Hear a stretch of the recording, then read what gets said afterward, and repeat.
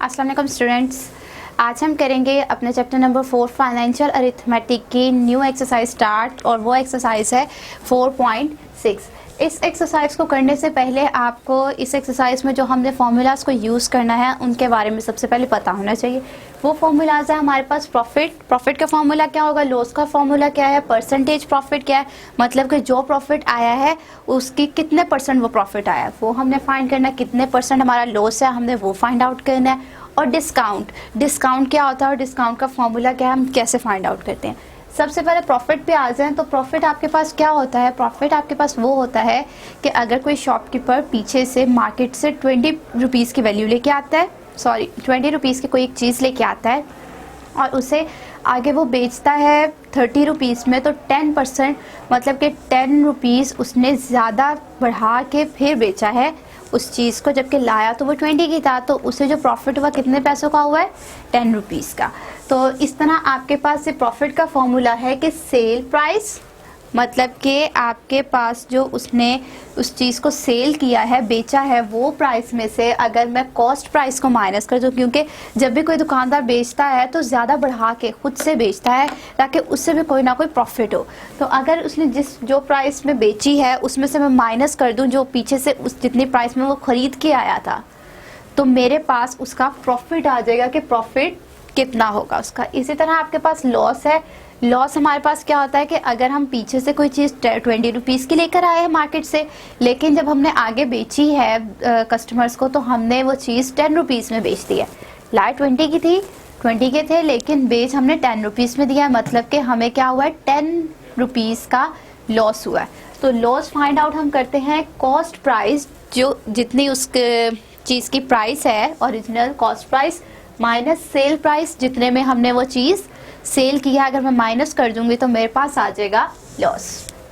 इसी तरह आपके पास है परसेंटेज प्रॉफिट।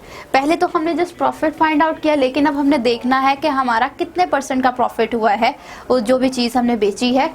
तो अगर आप परसेंटेज प्रॉफिट का फॉर्मूला देखें तो प्रॉफिट, सबसे पहले तो हमें उसके लिए प्रॉफिट पता होना चाहिए कि हमारा प्रॉफिट कितना है। उसे अगर मैं डिवाइड कर देती हूँ कॉस्ट प्राइस पे, CP का मतलब क्या है, ये देखिए CP का मतलब है कॉस्ट प्राइस। अगर मैं उसे डिवाइड कर देती हूँ कॉस्ट प्राइस से और मल्टीप्लाई कर देती हूँ 100 से, तो जो मेरा आंसर आएगा वो आएगा परसेंटेज प्रॉफिट।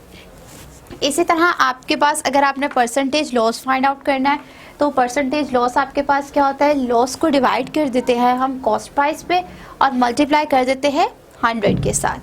ये तो हो गया प्रॉफिट एंड लॉस की बात। अब आपके पास जो लास्ट चीज़ हमने इस एक्सरसाइज में डिस्कस करनी है वो है डिस्काउंट, कि मतलब कितने परसेंट डिस्काउंट के साथ उसे वो चीज़ पीछे से मिली है।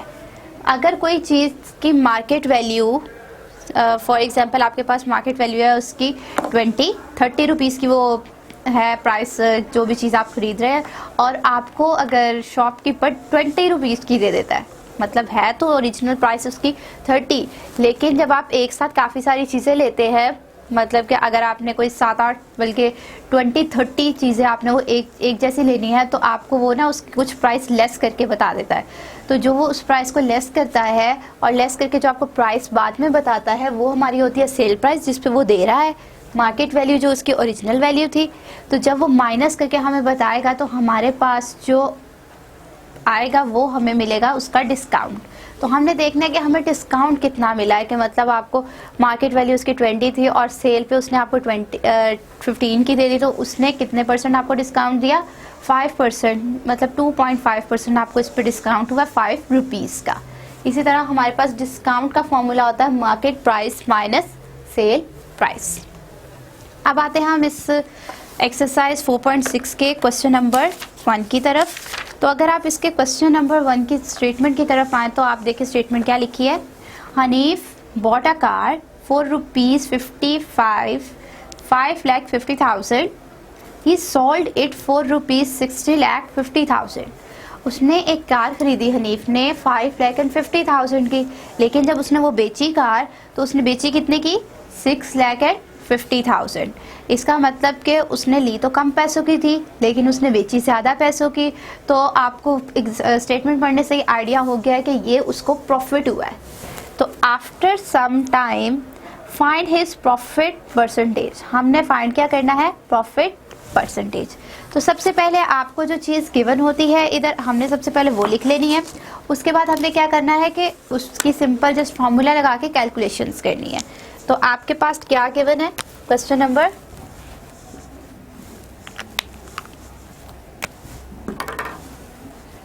नंबर वन, क्या प्राइस आपके पास गिवन है जितने की उसने खरीदी है, वो है हमारे पास कार की प्राइस है और वो है 5,50,000।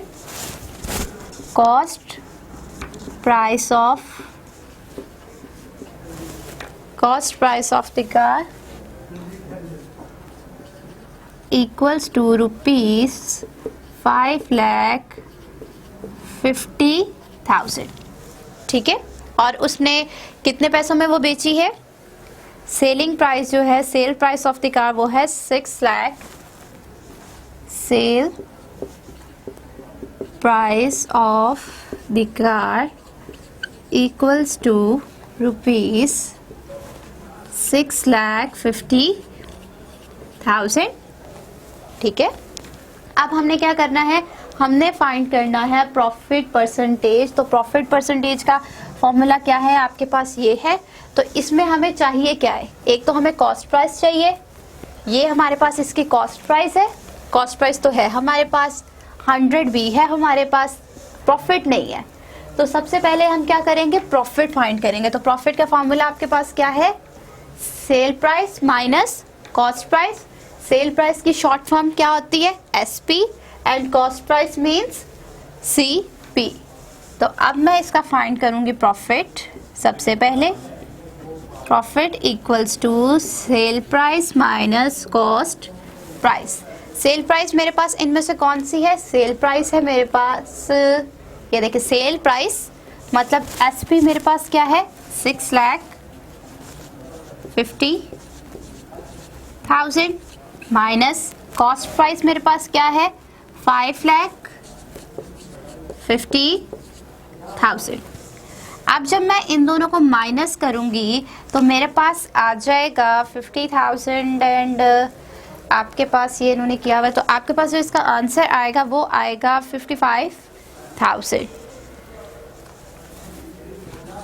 55,000 मतलब उसने जो जितने ज़्यादा प्रॉफिट के साथ बेची है वो है 55,000। अब आपके पास है नेक्स्ट, हमने फाइंड करना है इसका profit percentage profit find out करनी है। तो आपने क्या करना है, जस्ट इसे फॉर्मूला लिखना है सबसे पहले, परसेंटेज प्रॉफिट, क्या फॉर्मूला है इसका, profit divided by cost price multiply by 100। अब जब आप इसके अंदर वैल्यूज को पुट करेंगे, वो मैं यहाँ पे कर रही हूँ। प्रॉफिट की वैल्यू आपके पास क्या आई है, 55,000 डिवाइडेड बाय कॉस्ट प्राइस है नीचे। कॉस्ट प्राइस आपके पास कितनी है, कॉस्ट प्राइस है आपके पास 5,50,000। ठीक है, मल्टीप्लाई बाय 100। अब देखिए इसमें से आपके पास कटिंग क्या हो रहा है, ये 30 इस 30 से कैंसिल, ये 10 इस 10 से कैंसिल, आपके पास रह गया 55 और 55, ये भी कैंसिल हो गया, पीछे क्या रह गया है, जस्ट 10 रह गया है। तो मेरे पास जो इसका आंसर आया है वो आया है 10%। परसेंट क्यों लिखा है, क्योंकि हम फाइंड क्या कर रहे हैं, हम परसेंटेज ही फाइंड कर रहे हैं, और परसेंटेज के लिए तो हमने लास्ट पे जो आंसर आएगा उसके साथ परसेंटेज का साइन लगाना है। इस तरह हमारे पास जो इसका परसेंटेज प्रॉफिट आया है वो आया है 10%। बिल्कुल सिंपल है, आपने जस्ट जो भी चीज़ परसेंटेज में फाइंड आउट करनी है तो सबसे पहले आपको प्रॉफिट, अगर प्रॉफिट की बात हो रही है तो प्रॉफिट फाइंड आउट करना पड़ेगा, अगर तो लॉस की बात हो रही है तो आपको लॉस फाइंड आउट करना पड़ेगा। उसके बाद आपने क्या करना है, जस्ट इनकी वैल्यूज पुट करके फॉर्मूले में और सिंप्लीफाई कर देना, तो आपके पास आ जाएगा ये profit percentage profit and percentage loss. इस तरह आई होप आपको ये क्वेश्चन नंबर 1 कंप्लीट समझ आ गया होगा, और ये फॉर्मूलाज हैं यही टोटल हमने इस एक्सरसाइज में यूज़ करने हैं, इसके अलावा कोई एक्स्ट्रा फार्मूला नहीं होगा जो कि हम कहें कि जी हमने इस एक्सरसाइज में यूज़ करना है। इस तरह आज मैंने आपको जो 4.6 का क्वेश्चन करवाया है वो करवाया है क्वेश्चन नंबर 1 कंप्लीट हो गया है। और इसके साथ अगर आपको कोई और चीज़ मतलब कि इस क्वेश्चन से रिलेटेड कोई चीज़ समझ ना आई हो, या पीछे मैंने 4.5 तक जितनी भी एक्सरसाइजेस 4 यूनिट की करवाई हैं, या उसके अलावा चैप्टर 1, चैप्टर 2, चैप्टर 3 कि जितनी भी एक्सरसाइज करवाई हैं उसमें किसी भी किस्म की प्रॉब्लम हो तो आप मुझसे कमेंट करके पूछ सकते हैं। और अगर आपको मेरी दिए हुए लेक्चर्स की अच्छे तरीके से समझ आ रही है तो मेरे वीडियोस को लाइक कर दीजिए करें और कमेंट भी कर दिया करें। Thank you.